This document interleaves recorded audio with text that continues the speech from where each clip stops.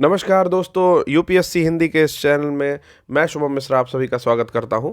तो दोस्तों, जैसा कि साइंस के लेक्चर को मैं लेकर के आ रहा हूं, उसके साथ साथ मैं कोशिश ये कर रहा हूं कि जो कुछ प्रौद्योगिकी से जुड़े हुए सेक्टर्स हैं या कुछ क्वेश्चन जिनसे पूछे जाते हैं, ऐसे क्षेत्र को भी मैं एक अलग वीडियो के माध्यम से लेकर के आने की कोशिश कर रहा हूं। ठीक है, जैसे मैंने एक लेकर के आया था कि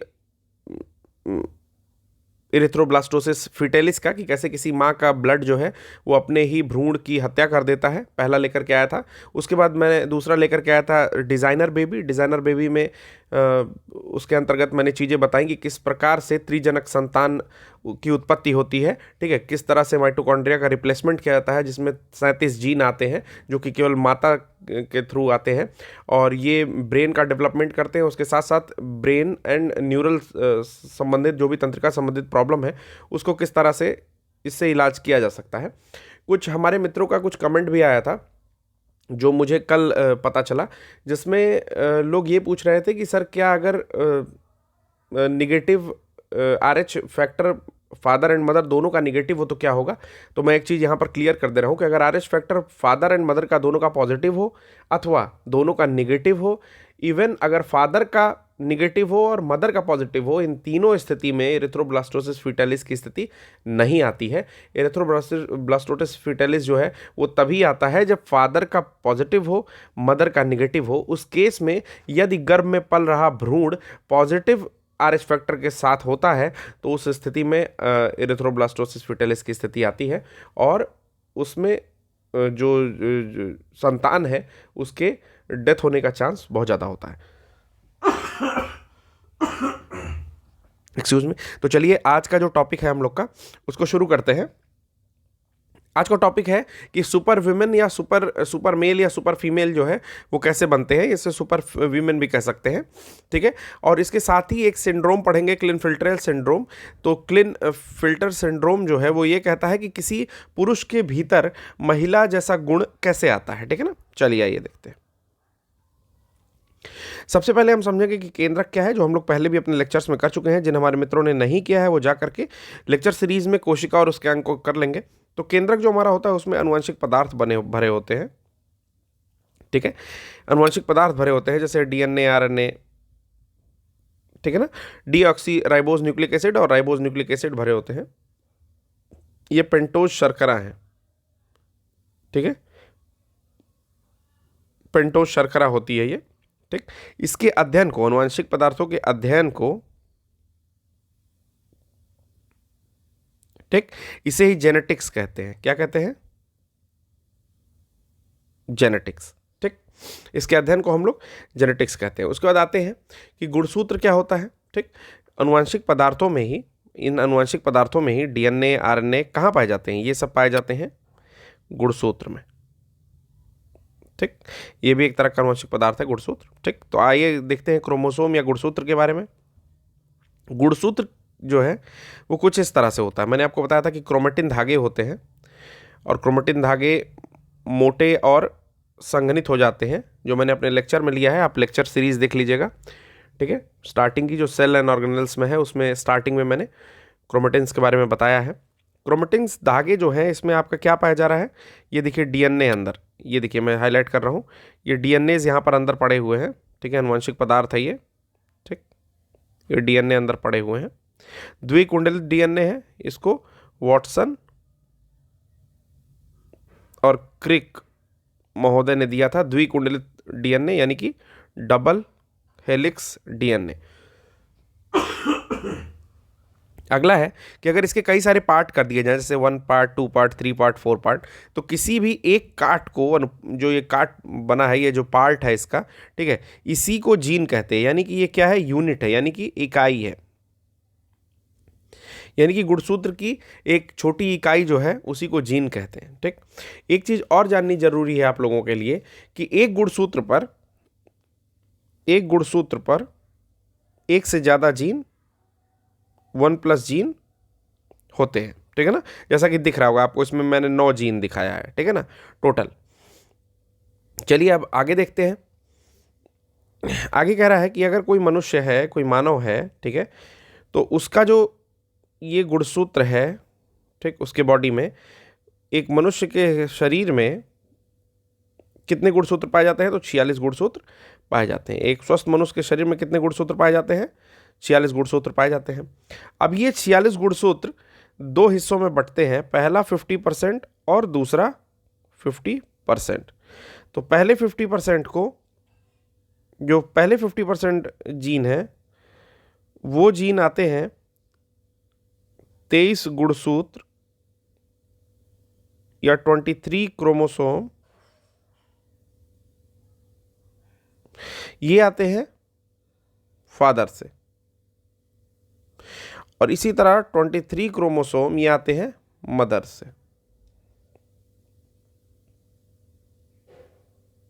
ठीक, अब आते हैं अलैंगिक गुणसूत्र और लैंगिक गुणसूत्र के बारे में जानते हैं। क्योंकि 23 गुणसूत्र आते हैं पिता से, 23 गुणसूत्र आते हैं पिता से और 23 गुणसूत्र आते हैं माता से, तो इसको हम लोग बोल सकते हैं 23 पेयर, 23 पेयर यानी कि 23 युग्म, कुल मिलाकर 46।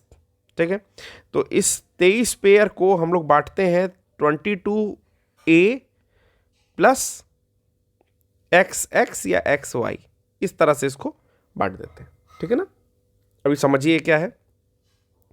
22A यानी कि पेयर का 22 जो है वो आपका 22 ऑटोसोम है, यानी कि 22 दूनी 44 गुणसूत्र जो है वो ऑटोसोम कहलाते हैं। और प्लस होता है XX और XY। ठीक है ना, चाहे XX को ले लीजिए या XY को ले लीजिए, ये इधर और में है, चाहे दो इनको शामिल कर लीजिए या दो इनको शामिल कर लीजिए, तो हो जाएंगे 46। अगर XY को शामिल करेंगे तो कोई मेल के लिए रिस्पॉन्सिबल गुणसूत्र है, XX शामिल करेंगे ये फीमेल के लिए रिस्पॉन्सिबल गुणसूत्र है। ठीक है, आइए अब समझते हैं अलैंगिक और लैंगिक क्या होते हैं। अलैंगिक गुणसूत्र, इन्हें ऑटोसोम कहते हैं, इन्हीं को मैं A से रिप्रेजेंट कर रहा था। ठीक है, ये ऑटोसोम है, इन्हीं को मैं A से रिप्रेजेंट कर रहा था। और लैंगिक गुणसूत्र को एलोसोम कहते हैं। ठीक, तो लैंगिक गुणसूत्र और अलैंगिक गुणसूत्र आप समझ गए होंगे। काम क्या है इनका? जो अलैंगिक गुणसूत्र है वो आपके त्वचा का रंग, यानी कि जो 22 पेयर गुणसूत्र हैं, ठीक है ना, 22 पेयर गुणसूत्र यानी कि टोटल 44 गुणसूत्र किसी मनुष्य के अंदर, जिनको ऑटोसोम कहा जाता है, मैं रिप्रेजेंट करूंगा A से बार बार। तो ये त्वचा का रंग, आपकी लंबाई, आंखों का रंग, बालों का रंग इत्यादि जितने कैरेक्टर हैं शरीर में, उनको डिसाइड करते हैं। यानी कि ये अलैंगिक गुणसूत्र हैं। जैसे अंगुलियों की साइज डिसाइड कर दिया, ठीक ना, हथेली का साइज डिसाइड कर दिया, ठीक, आपका डिसाइड कर दिया, कलर तो मैं बता ही दिया, हाथ की लंबाई डिसाइड कर दिया, ठीक, कौन सा, जैसे आपकी ठुड्डी कितनी निकली है नहीं निकली है, इस तरह का डिसाइड कर दिया, फेशियल एक्सप्रेशंस फीचर्स डिसाइड कर दिए, स्किन का क्वालिटी डिसाइड कर दिया। तो ये बहुत सारी चीज़ें जो है ऑटोसोम के मदद से डिसाइड होती हैं। ये अलैंगिक गुणसूत्र है, लिंग से इनका कुछ लेना देना नहीं। दूसरा आता है लैंगिक गुणसूत्र। ये क्या करते हैं? पहला तो लिंग का निर्धारण करेंगे, ठीक है ना, कि आप फीमेल हो या मेल हो, फीमेल हो या मेल हो। पहले तो ये आपका निर्धारण करेंगे कि ये या आप स्त्री हो या पुरुष हो। इसके लिए क्या होगा? सेक्स ऑर्गन, ठीक ना, जनन अंग किस प्रकार का है, कि आपके पास वृषण कोश है, ठीक है ना, या आपके पास, यानी कि आपके पास टेस्टिस है, या आपके पास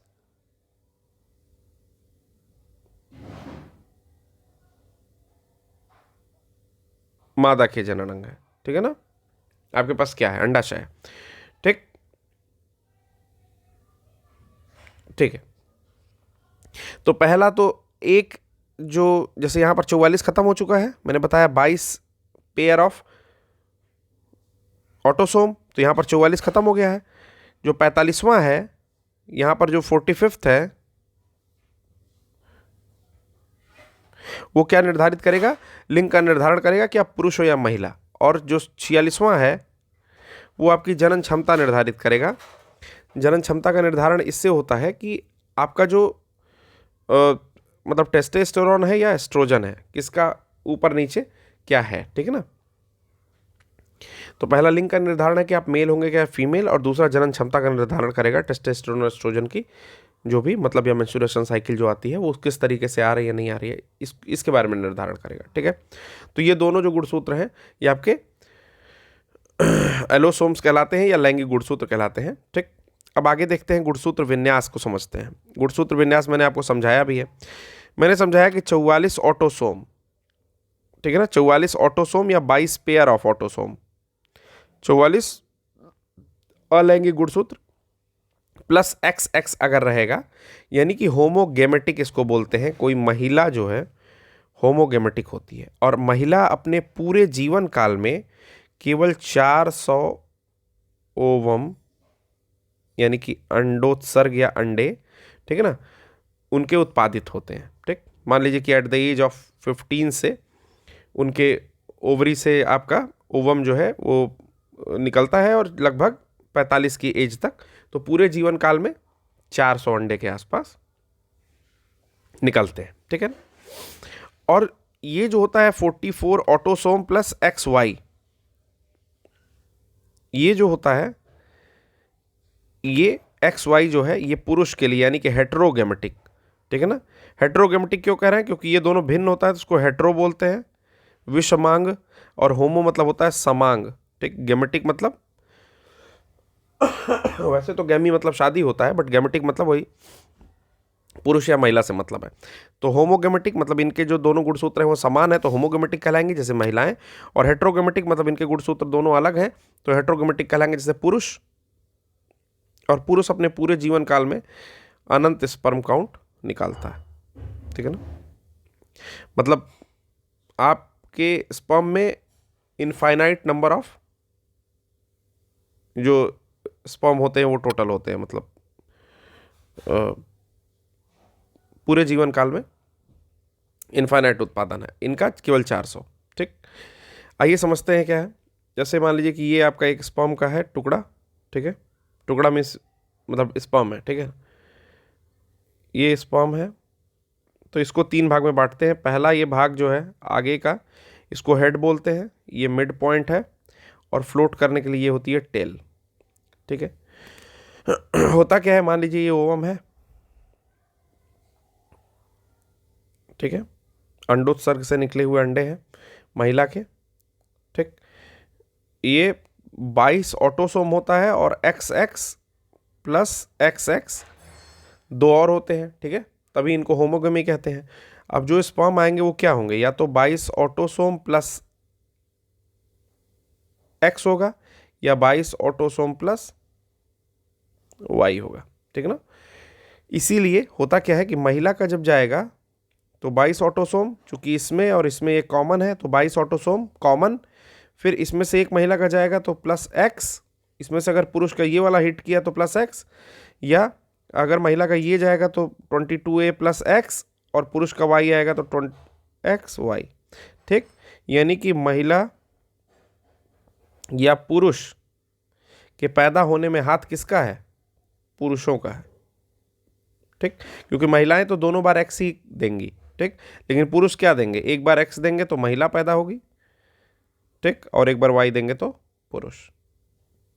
ठीक है, आगे चलिए देखते हैं क्या आता है जीन युग में क्या समस्या होती है।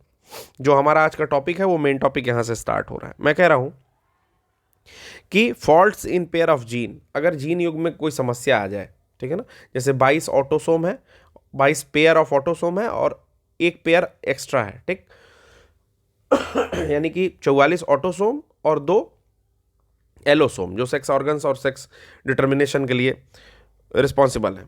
तो अनुवांशिक विकार किस प्रकार से होता है, चलिए समझते हैं। अगर इन 23 पेयर में यानी कि कुल 46 गुणसूत्र में से एक कम हो जाए, ठीक है, तो ये हो जाएगा 45। ठीक, और 45 को हम लोग अभी मोनोसोमी समझेंगे कि मतलब एक गुणसूत्र की कमी है तो इसको मोनोसोमी में रखेंगे।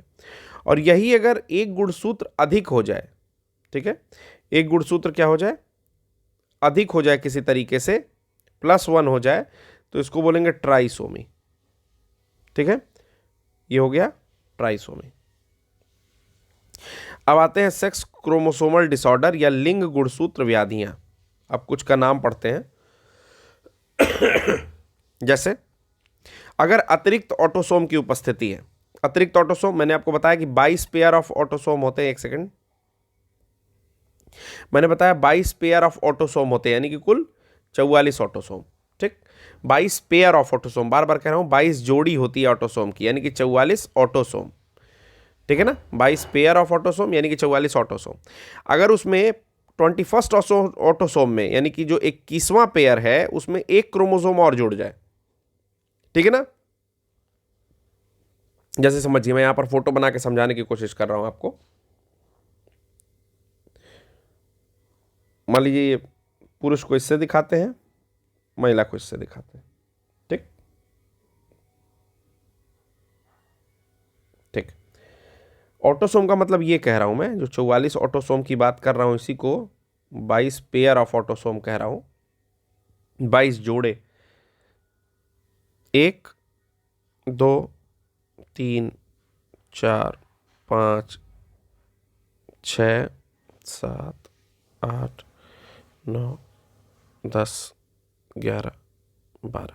इसी तरीके से मान लीजिए ये आपका 22वां है। ठीक, ये आपका 18वां है, सपोज करिए ये आपका 15वां है।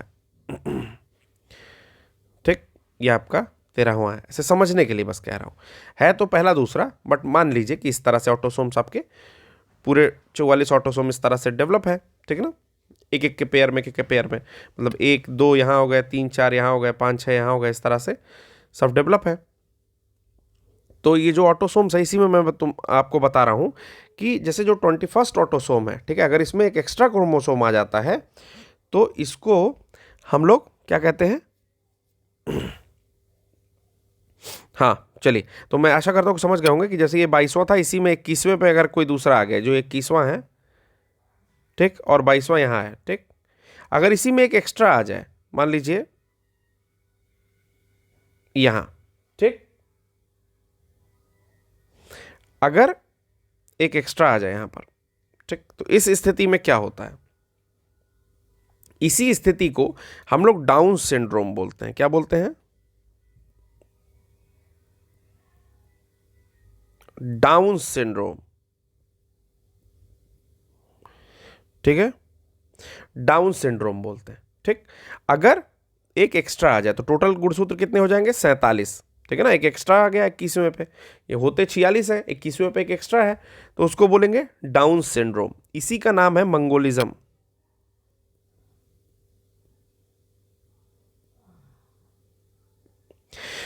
इसी को मंगोलिज्म कहते हैं, मतलब मत्था बाहर रहेगा, ठीक है, आंखें गोल रहेंगी, कद छोटा रहेगा, ठीक है, एक ही तरह के मंगोलिज्म टाइप का, चेहरा गोल, ठीक है। तो इस टाइप के जो आपने देखा भी होगा कुछ विकार युक्त बालकों को, तो वो मंगोलिज्म या डाउन सिंड्रोम के शिकार हैं। ठीक है ना, इसी के तरह अगर 13वां से जो है ऑटोसोम में एक एक्स्ट्रा ऑटोसोम आ जाए, यहाँ पर भी 47 हो जाए, ये जो 13वां है यहाँ पर भी क्या हो जाए, एक एक्स्ट्रा ऑटोसोम आ जाए, तो ऐसे को हम लोग बोलते हैं पटाऊ सिंड्रोम। पटाऊ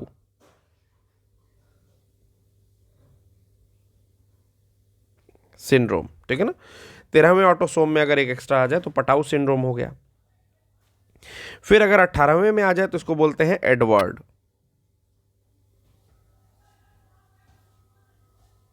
पटाऊ को PATAU।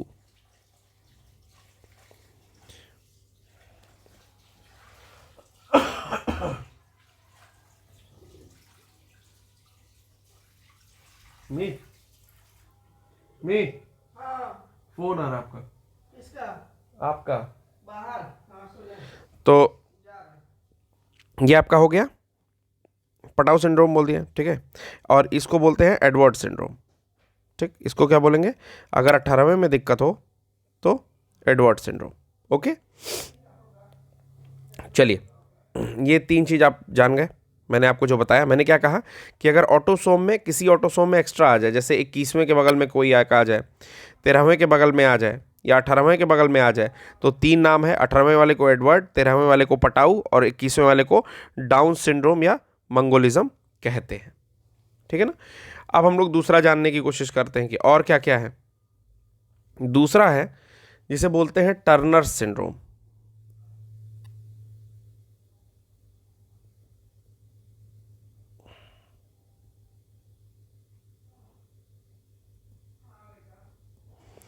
टर्नर सिंड्रोम क्या होता है? टर्नर सिंड्रोम में क्या होता है कि एक्स अनुपस्थित होता है, ठीक है ना। जैसे 44A तो रहेगा, बट यहां जो एक्स एक्स होना है इसमें से एक एक्स अनुपस्थित होगा, ठीक है ना। इसको गायब कर दीजिए, ठीक है ना, केवल एक एक्स उपस्थित रहेगा, 44A प्लस एक्स, ठीक है ना। तो ये जब एक्स एक्स की मैं बात किया और एक एक्स गायब किया, इसका मतलब ये केवल महिलाओं में पाया जाएगा। और ऐसी महिलाएं जिनमें एक एक्स अनुपस्थित रहेगा उनके ओवरी का विकास नहीं, ठीक। मतलब वो महिलाएं तो हैं लेकिन उनमें ओवरी का विकास नहीं। मैंने बताया था कि ये तो आपके सेक्स ऑर्गन डेवलप करता है, ठीक, जो भी है, जो भी लक्षण होते हैं एक स्तनपायी के। और दूसरा जो आपके, जैसे मैंने बताया महिलाओं में मेंस्ट्रुएशन साइकिल या प्रोजेस्टेरॉन जो भी उनका गुण है वो चीज़ नहीं डेवलप कर पाएगा। तो इसमें क्या है कि ओवरी नहीं डेवलप हो पाती है, टर्नर सिंड्रोम बोला जाता है। कब? जबकि 44 ऑटोसोम और एक एक्स केवल उपस्थित रहता है, दूसरा एक्स अनुपस्थित है, ठीक है ना। यानी कि ये क्या है, इसमें केवल 45 क्रोमोसोम पाए जा रहे हैं, 44 प्लस 1 45। अगला जानते हैं, अगला होता है क्लिन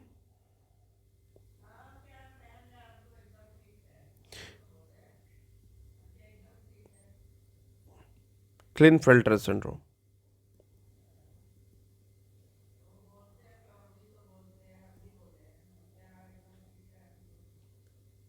ठीक,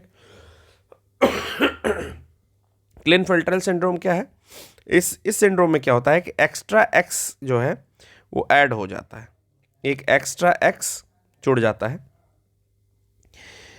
यानी कि टोटल 47 क्रोमोसोम हो जाते हैं, 47 गुणसूत्र हो जाते हैं, यानी कि 44 ऑटोसोम प्लस एक्स वाई। अब इसके साथ क्या जुड़ जाएगा? एक्स। ये क्या है? एक्स्ट्रा जुड़ गया। यानी कि इससे क्या होता है कि मैं पहले एक्स वाई लिखा था, बाद में मैंने एक एक्स ऐड किया है, यानी कि पुरुष तो है, ठीक, परंतु उसके अंदर महिलाओं के गुण आ गए, ठीक है ना। असामान्य पुरुष कह दीजिए, LGBT क्यू में ये पहुंच जाएंगे, ठीक है। तो इसमें मैंने फिर से बता रहा हूं, क्लिनफेल्टर सिंड्रोम क्या है? क्लिनफेल्टर सिंड्रोम में क्या होता है, एक एक्स्ट्रा एक्स जुड़ जाता है, यानी कि टोटल 47 क्रोमोसोम हो जाते हैं, 44 ऑटोसोम प्लस एक्स वाई, यानी कि पुरुष के अंदर होना है, केवल ये पुरुष के अंदर होना है, उसमें क्या हो जाएगा, एक एक्स्ट्रा एक्स आ जाएगा, महिलाओं जैसे गुण आ जाएंगे। चलिए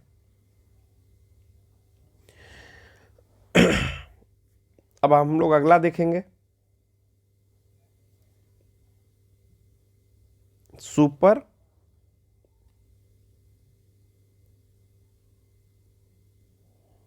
फीमेल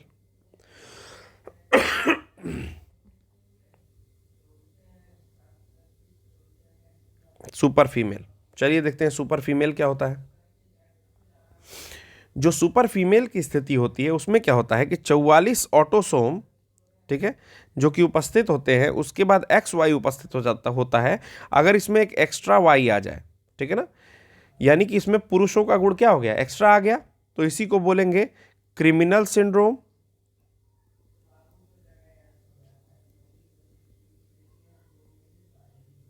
ठीक।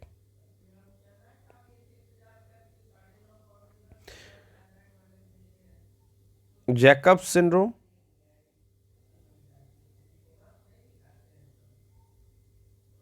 ठीक, या सुपर मेल। एक सेकंड, मैंने हेडिंग कुछ गलत डाल दी, ठीक है ना। सुपर मेल हम लोग पढ़ रहे हैं, अभी हम लोग सुपर फीमेल भी पढ़ेंगे, ठीक। तो मैं क्या बता रहा हूँ, 44 ऑटोसोम के बाद एक पुरुष की स्थिति रखिए, यानी कि एक्स वाई, और उसमें एक एक्स्ट्रा वाई जोड़ दीजिए।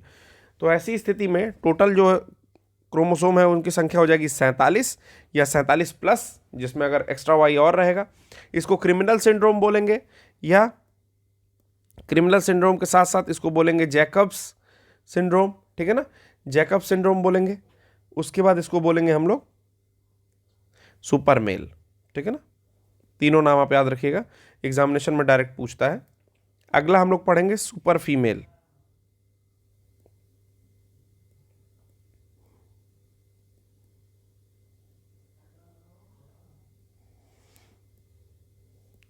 Super female, Amazon. अमेजन मतलब होता है एक हट्टी कट्टी लड़ाकू टाइप की लड़की, ठीक है। ये सुपर फीमेल से संबंधित हो सकती है। सुपर फीमेल का क्या केस है कि 44 ऑटोसोम जो रहता ही रहता है, ठीक है, 44 ऑटोसोम जो रहता ही रहता है, प्लस अगर एक्स एक्स के साथ एक एक्स्ट्रा एक्स जुड़ जाए, या एक्स एक्स एक्स के साथ दो एक्स्ट्रा एक्स जुड़ जाए, ठीक है ना, ये दो जुड़ गए या एक एक ये जुड़ गया, यानी कि इसमें या तो 47 या तो 48, जिस हिसाब से एक्स जुड़ रहा है, ठीक है। तो चूंकि महिलाओं का कैरेक्टर क्या हो जाएगा, महिलाओं का कैरेक्टर बढ़ता चला जाएगा, ठीक है ना। तो जब महिलाओं का कैरेक्टर बढ़ता चला जाएगा तो इन्हें हम लोग बोलेंगे मल्टीपल एक्स सिंड्रोम या मल्टीपल एक्स डिजीज या सुपर फीमेल, ठीक है।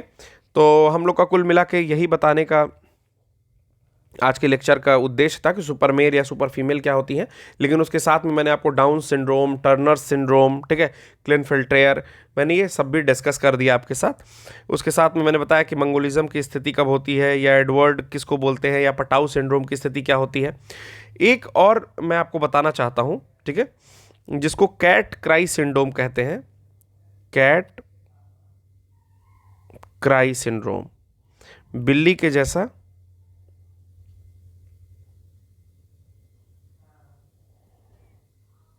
म्यू म्यू,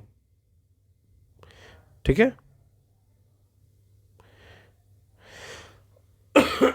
अगर कोई व्यक्ति बिल्ली के जैसा म्यू म्यू बोलने लगे, या कोई महिला है वो और पतला म्यू म्यू बोलने लगे, ठीक है, तो उसको बोलते हैं कैट क्राई सिंड्रोम। ये होता तब है जो हमारा ऑटोसोम का 5वां ऑटोसोम है, 5th ऑटोसोम, ठीक है ना। तो पेयर ऑफ 5th ऑटोसोम, जैसे टोटल कितने पेयर हैं ऑटोसोम के, 22 पेयर है, ठीक, यानी कि टोटल 44 ऑटोसोम है। तो उसमें से 5वां पेयर का ऑटोसोम अगर कट जाए, अगर 5वें पेयर का ऑटोसोम कट जाए किसी वजह से, ठीक है ना, ये क्या है, कट गया है, ठीक है ना, ऊपर का पोर्शन कट गया है। तो इस तरह के सिंड्रोम, मतलब इस स्थिति के बाद क्या होता है कि जो ह्यूमन है वो म्यू म्यू करके बोलने लगता है, ठीक है ना, ठीक, मतलब पूरी तरह से आवाज नहीं निकलेगी, म्यू म्यू बोलेगी, ठीक। ये किसी के साथ भी हो सकता है, 44A प्लस एक्स एक्स के साथ भी, और 44A प्लस एक्स वाई के साथ, ठीक है, ये दोनों के साथ हो सकता है। कैट क्राई सिंड्रोम इसको कहते हैं। तो जो अनुवांशिक विकार की स्थिति होती है वो जनन कोशिकाओं यानी कि शुक्राणु अंडाणुओं के गुणसूत्र में एक अनिश्चित वितरण की वजह से उत्पन्न हो रही है, जो हम लोगों ने देखा।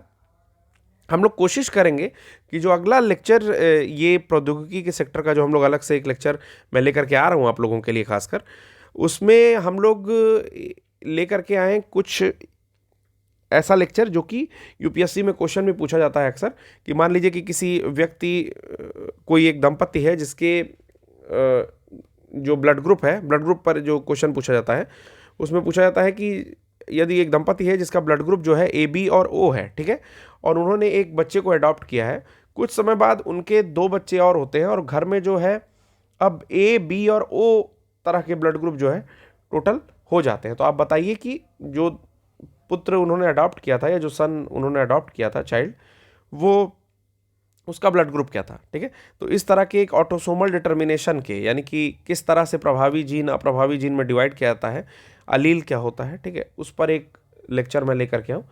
आप लोग सपोर्ट करिए तो बिल्कुल मैं ये प्रौद्योगिकी का लेक्चर पैरेलली इसको लेकर के आता रहूँगा। बहुत सारी शुभकामनाओं के साथ कि आप लोग अच्छे से एग्ज़ाम दीजिए, बचा करके रहिए, और अगर लेक्चर समझ में आए तो आप नीचे कमेंट ज़रूर करिए।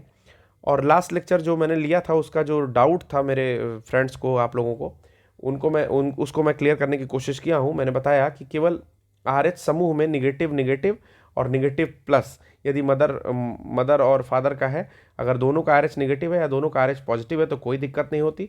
इवन अगर फादर का RH निगेटिव है तो भी कोई दिक्कत नहीं होती।